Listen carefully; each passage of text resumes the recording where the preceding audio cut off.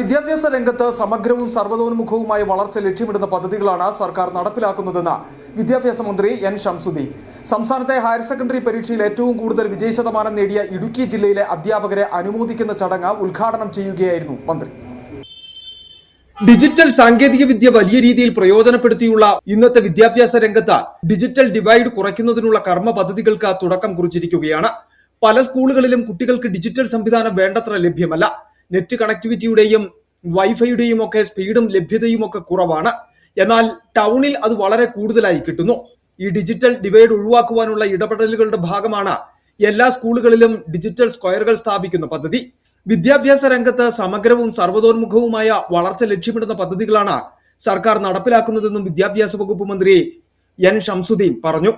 Railway, airport, പഴയ കാലത്താണെങ്കിൽ ഇപ്പം അതിന് വലിയ പ്രസക്തിയൊന്നുമില്ല.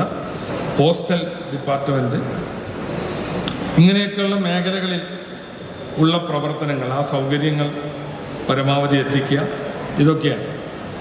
എന്നാൽ ആ സാമ്പ്രദായികമായ അജണ്ടകൾക്കപ്പുറം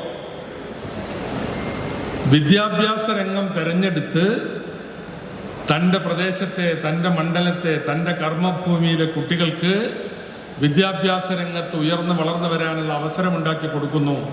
നമ്മുടെ വിദ്യാഭ്യാസ സ്ഥാപനങ്ങളെ ശാക്തീകരിക്കുന്നു, വിദ്യാർത്ഥികളെയും അധ്യാപകരെയും പിന്തുണക്കുന്നു, സപ്പോർട്ട് ചെയ്യുന്നു, പ്രോത്സാഹിപ്പിക്കുന്നു എന്നുള്ളത് വളരെ മഹത്തരമായ ഒരു പ്രവൃത്തിയാണെന്ന്.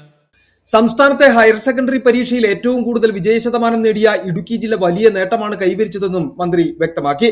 ഡീൻ കുര്യാക്കോസ് എംപിയുടെ റേസ് പദ്ധതിയുടെ ഭാഗമായാണ് പരിപാടി സംഘടിപ്പിച്ചത്. തൊടുപുഴ ഉത്രം റെസിഡൻസിയിൽ നടന്ന പരിപാടിയിൽ ഡീൻ കുര്യാക്കോസ് എംപി അധ്യക്ഷത വഹിച്ചു. ബാബു എബ്രഹാം മുഖ്യ അതിഥിയായി പങ്കെടുത്തു. സിറിയക് തോമസ് MLA, ജില്ലാ panchayat president professor Sheela Stephen, Thodupuzha block panchayat president PA Muhammad Anshad, Elamdesam block panchayat president Rajeev Bhaskar, അധ്യാപകർ, വിദ്യാർത്ഥികൾ, രക്ഷിതാക്കൾ, വിവിധ സംഘടനാ പ്രവർത്തകർ, രാഷ്ട്രീയ കക്ഷി നേതാക്കൾ തുടങ്ങിയവർ പങ്കെടുത്തു. City vision, Thodupuzha.